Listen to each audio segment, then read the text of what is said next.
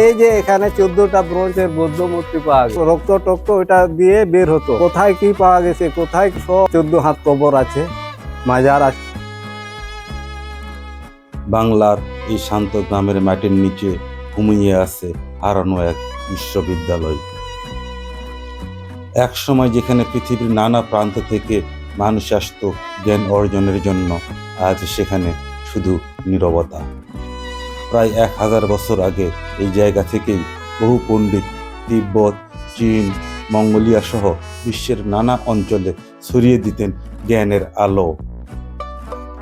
অনেক ইতিহাসবিদ মনে করেন এটি ছিল বাংলার এক প্রাচীন বিশ্ববিদ্যালয়। আজ এখানে নেই কোনো ছাত্র, নেই কোনো শিক্ষক, নেই পাঠের শব্দ, শুধু পড়ে আছে নীরব ইট, হারিয়ে যাওয়া ইতিহাসের চিহ্ন আর বিস্তৃত সভ্যতার স্মৃতি। আমরা এখন দাঁড়িয়ে আছি বাংলাদেশের অন্যতম গুরুত্বপূর্ণ কিন্তু কম পরিচিত প্রত্নতাত্ত্বিক স্থান জগদ্দল বিহারে। নওগাঁ জেলার ধামরাট উপজেলার এই প্রাচীন স্থাপনাটি একসময় ছিল জ্ঞান চর্চার বিশাল কেন্দ্র। অনেকে হয়তো এই জায়গার নামও শোনেন, কিন্তু পাল সাম্রাজ্যের সময় এখানে গড়ে উঠেছিল এক মহাবিহার, যাকে অনেকে হারিয়ে যাওয়া বিশ্ববিদ্যালয় বলেও অভিহিত করে। কিন্তু প্রশ্ন হলো, কেন হারিয়ে গেল এই বিশাল শিক্ষা কেন্দ্র? আক্রমণ, সময়ের নির্মম ধ্বংস, নাকি ইতিহাসের অজানা কোনো অধ্যায়? কেন এত গুরুত্বপূর্ণ একটি জায়গা আজ প্রায় বিস্তৃত? আর সত্যিই কি এখানে লুকিয়ে আছে বাংলার হারানো জ্ঞানের ইতিহাস? আমাদের আজকের যাত্রা জয়পুরহাটের কাছেই নওগাঁ জেলার উত্তর প্রান্তে ধামরাটের জগদ্দল বিহারে। চারপাশে শান্ত গ্রাম, সবুজ মাঠ, নীরব বাতাস, আর সেই নীরবতার মাঝেই লুকিয়ে আছে ইতিহাসের বিশাল এক অধ্যায়। সত্যি বলতে দূর থেকে বোঝার উপায় নেই এই জায়গাটা একসময় জ্ঞান চর্চার এত বড় কেন্দ্র ছিল। ইতিহাসবিদদের মতে এই বিহারটি প্রতিষ্ঠা করেছিলেন পাল সাম্রাজ্যের রাজা রামপাল। পাল যুগে বাংলায় গড়ে উঠেছিল কয়েকটি বিখ্যাত বৌদ্ধ মহাবিহার, যেমন সোমপুর বিহার, যেটা পাহাড়পুর বিহার নামে পরিচিত। এছাড়াও ছিল নালন্দা মহাবিহার, বিক্রমশিলা মহাবিহার এবং শালবন মহাবিহার। জগদ্দল বিহার ছিল সেই জ্ঞানধারারই গুরুত্বপূর্ণ অংশ। ধারণা করা হয় 11 শতকে এটি ছিল জ্ঞান চর্চার এক বিশাল কেন্দ্র। এখানে শুধু বৌদ্ধ ধর্মীয় শিক্ষা নয়, চর্চা হতো দর্শন, চিকিৎসা শাস্ত্র, সাহিত্য, এমনকি বিজ্ঞানেরও। পৃথিবীর নানা দেশ থেকে শিক্ষার্থীরা এখানে আসতেন জ্ঞান অর্জনের জন্য, কিন্তু সময়ের সঙ্গে সঙ্গে হারিয়ে যেতে থাকে এই মহাবিহার। এই বিহারের গঠন ছিল চতুষ্কোণ আকৃতির, চারপাশে ভিক্ষুদের থাকার কক্ষ, আর মাঝখানে ছিল মূল মন্দির। আজ ধ্বংসস্তূপ দেখে হয়তো সেটা বোঝা যায় না, কিন্তু প্রতিটা ইট যেন এখনো অতীতের গল্প বলে। এই ইটগুলোর দিকে তাকালে একটা অদ্ভুত অনুভূতি হয়। ইটগুলো শুধু ইট নয়, এগুলো ইতিহাসের নীরব সাক্ষী। ভাবতেই অবাক লাগে, প্রায় 1000 বছর আগে এই জায়গাতেই মানুষ বসে করত জ্ঞান চর্চা। এক সময় যেখানে জ্ঞানের আলো জ্বলত, আজ সেখানে শুধুই নীরবতা।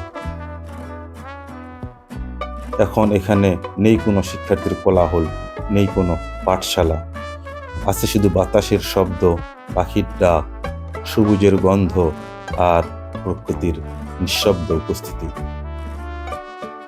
কখনো কখনো মনে হয় মাটিতে কান পাতলে এখনো শোনা যায় কেউ পড়াচ্ছে, কেউ পড়ছে। স্থানীয়দের মতে এই জায়গায় লুকিয়ে আছে এখনো অনেক অজানা গল্প। আপনার নাম কি দাদা? আমার নাম মানুয়েল। আপনারা কোন সম্প্রদায়ের লোক? এটা আমাদের আদিবাসী খ্রিস্টান। এরকম আপনাদের এই সম্প্রদায়ের লোক এই এলাকায় কতগুলো আছে আপনি মনে করেন? বহুত বছর আদিকাল থেকে আছে, এখন ধরেন প্রায় 10-12 হাজার তো হবেই। এই কারণে এই সামনে দেখলাম এটা হলো আদিবাসী কলেজ। হ্যাঁ, এই এলাকা আদিবাসী নামেই পরিচিত বেশি। আদিবাসী এবং নামে সেই সঙ্গে এটা হলো জগদল বিহার। হ্যাঁ, এটা ছিল মানে আগে তো আদিবাসী যখন আগে থেকে বাপ দাদারা দেখছি মানে রাজবাড়ি নামে পরিচিত ছিল, মানে সমস্ত এগুলা তো মাটি ছিল অনেক, মানে উপরে ঢিপি, তাহলে রাজবাড়ি আর জঙ্গল ছিল। এই প্রত্নতান্ত্রিক আছে এখানে খনন করে এখন বের হলো এইগুলা ঘর। তখন একটা ইয়াতে লেখা পাওয়া গেছে, ওই লেখাতে এখন জাহাঙ্গীরনগর বিশ্ববিদ্যালয়ে নিয়ে যায়, ওখানে পরীক্ষা নিরীক্ষা করে দেখা গেল জগদল এখানে একটা বিশ্ববিদ্যালয় বুদ্ধদের ছিল। ব্যক্তি জীবনে এখন আমি বর্তমান এখানে সাহেব রক্ষণাবেক্ষণের দায়িত্ব। এটা হচ্ছে একাদশ শতাব্দীতে রাজা রামপাল নির্মাণ করছে। 14টা ব্রোঞ্জের মূর্তি, বৌদ্ধ মূর্তি, তারপরে আপনার কুস্তি পাথরের এইগুলো অনেক পাওয়া গেছে সম্পদ। মানে এই সময় এখানকার এখানে যে সম্পদ পাওয়া গেছে কোনো বিহারে বাংলাদেশে এখন পর্যন্ত পাওয়া যায় নাই। প্রতিটি এই যে রুমে একটা ছাত্র একটা পণ্ডিত থাকতো। আর এই পূর্ব পাশে যেটা দেখছেন ওইটাতে ওরা নদী পথে আসতো। এইদিকে ব্লক ছিল গোটায়, আর ধারে ধারে টেরাকোটা নকশা ডিজাইন কাজ আছে। এই এখন পর্যন্ত মানে খনন আর সংস্কার করা হয় নাই, বর্তমানে এইদিকে খালি করছে। এটা হচ্ছে মানে বারান্দা পিলার, এটা এইদিকে খনন করা হয় নাই। এটা এই যে পিলার দেখছেন না, এখানে একটা ইয়ে আছে স্টোনে এখানে ইয়া ছিল, দাঁড় করানো ছিল, এখন খনন করা হয়নি, এইটুকু খালি শুধু বের করানো হয়েছে। এটা খনন করছিল, খনন করে বের করছে এইটুকু। এইদিকে আবার খননের বাকি আছে। এটা এটা এইদিকে সামনে এটা মধ্যে হচ্ছে আপনার আঙ্গিনা, হ্যাঁ সুন্দর সোলিং আছে। ওই সাইডে আমরা খনন করছি, ওই যে সোলিং আছে সুন্দর। এখানে গোল চক্কর আছে, রাউন্ড আছে, ওইটা আমরা বসছিলাম না ওইটার মতো আর কি। আর এটা আছে দাদা, এটা ঢোকা এবং বাইর হওয়ার পথ একটাই নাকি? এইদিকে বিহার আছে, তো এইদিকে বেশি যাতায়াত করতো ওরা। 8-9টা বিহার আছে। ওই যে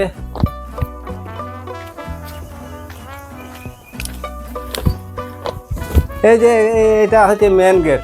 হ্যাঁ হ্যাঁ হ্যাঁ, এখানে 4টা গ্রানিট পাথর পাওয়া গেছে পিলারের মধ্যে, কোনো বাংলাদেশে কোনো বিহারে পাওয়া যায়নি।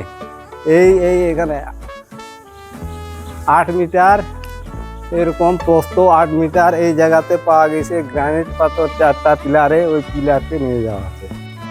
এই যে এটা হচ্ছে মেন গেট, এই যে দেখেন ছিল মেন গেট। হ্যাঁ হ্যাঁ, এই যে নদী সামনে, ওই নদী থেকে এখানে ওরা আসতো।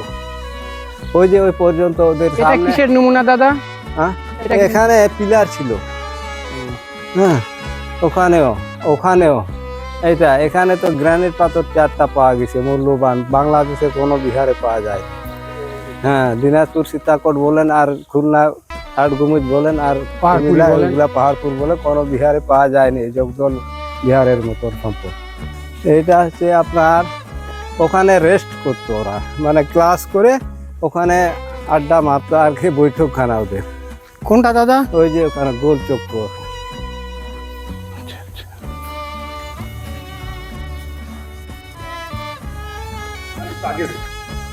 ও এই সেই গোল চক্র। হ্যাঁ, হ্যাঁ, এখানে এদের চা চক্র বা আরামায়েশের বৈঠকখানাকে বলে এটাকে।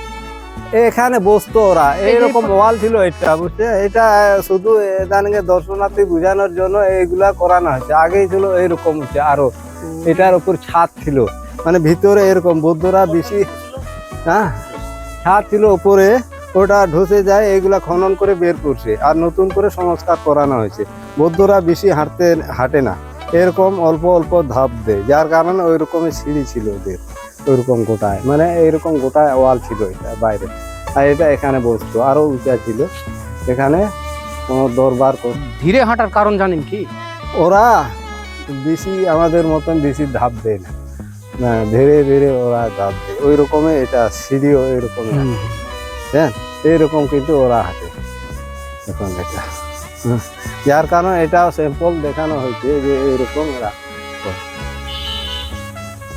এটা হচ্ছে গোল চক্কর ওদের, এটা দিয়ে বের হতো। এই যে এটা মেন গেট, এই যে এইদিকে আমরা 30 ফিট খনন করছিলাম, এই বিটটা যাতেই আছে ভিতরে, এই ওয়ালটা অনেক ভিতরে গেছে। এখানে 30 ফিট খনন করে একটা ড্রেন আছে, এই যে বাইরের আকাশের পানি আর ঘরের পানি সমস্ত এটা দিয়ে বের হতো। এই যে দেখেন এটা এমন জায়গা সিস্টেম করছে।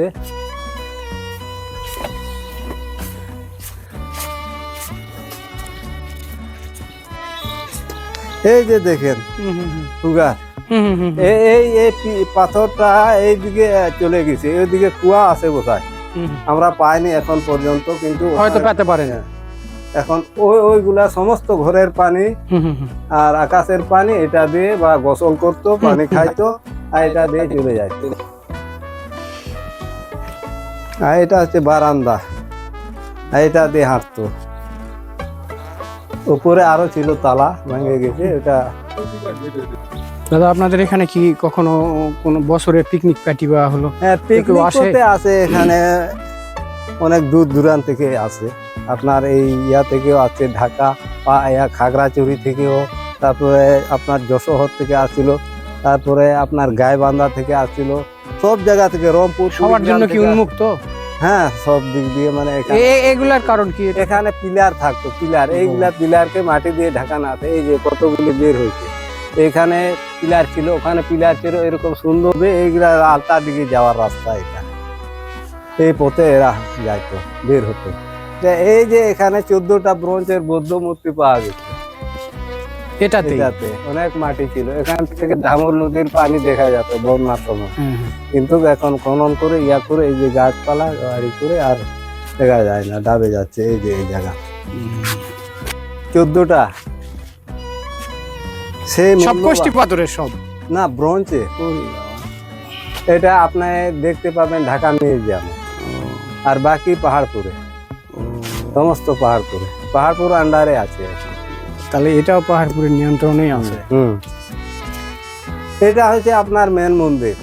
এইটা এখানে ভিতরে ঢুকতো, হ্যাঁ, ভিতরে ঢুকতো, ওখানে ইয়া দিত, পূজা করতো।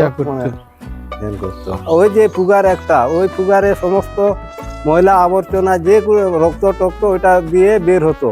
এইটা হ্যাঁ, বাইরে 30 ফিট আমরা খনন করে, হাতি সুরের মতন ড্রেন সেটিং আছে, সুন্দর, বাইরে চলে গেছে।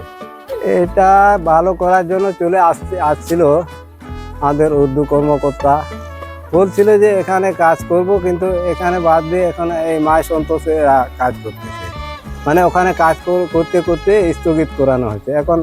এখন ওখানে করে তারপরে এখানে করবে, সামনে বছরের দিকে আমাকে বললো। আগে তো নির্বাচনের আগে তো ধরেন যে দেশের পরিস্থিতি ভালো ছিল না, নির্বাচন পর তো বললো যে এই যে নির্বাচন পর খননের কথা এখানে, কিন্তু ওই জায়গাতে করানো হলো। এই জায়গা তো মোটামুটি করানো হয়েছে, ওই জায়গাটা একটু করলে ভালো হতো ওই জায়গাও, কারণ 14 হাত কবর আছে, মাজার আছে, যার কারণে ওখানে চলে গেছে, তো এখানে করবে। আজ যেটুকু দেখা যায় তা আসলে বিশাল এক স্থাপনার ছোট্ট অংশ মাত্র। মনে হয় ইতিহাস যেন এখনো কিছু বলতে চাই। আজ পৃথিবীর অনেক দেশ তাদের ইতিহাসকে যত্ন করে তুলে ধরেছে। আমরা অনেক সময় দেখতে ছুটে যাই বিদেশের সেই ইতিহাস, অথচ নিজের দেশের মাটির নিচেই লুকিয়ে আছে হাজার বছরের গল্প, যেগুলোর গল্প আমরা অনেকেই জানি না। ইতিহাস শুধু বইয়েই থাকে না, মানুষের স্মৃতিতেও বেঁচে থাকে। হয়তো সময়ের সাথে সাথে দেয়াল ভেঙে যায়, কিন্তু ইতিহাস কখনো পুরোপুরি হারিয়ে যায় না। পথের পাণ্ডুলিপি থেকে আমি ইখলাসুর রহমান। ভিডিওটি ভালো লাগলে লাইক, শেয়ার এবং সাবস্ক্রাইব করতে ভুলবেন না। আবার দেখা হবে ইতিহাসের কোনো পথে।